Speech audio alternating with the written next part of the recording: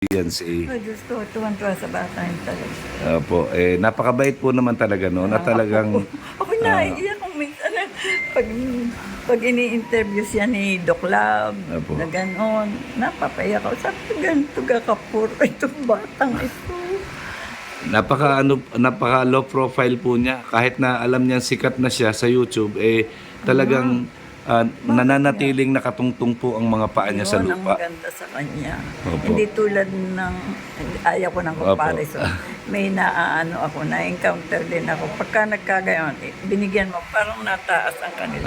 Opo. Hindi po maaalis yun. Marami pong ganon. Ay, si Indiancy talagang naumis lang siya, natatawa sa sinasabi. Opo. Walang At saka napakagalang po ng bata na yun. Wala po akong masabi. Siya po yung tinaguriang Marimar ng Daet, Camarines Norte. sana naman huwag siyang kumuha, bigyan ng sama ng loob ni Kuya, ni Edo.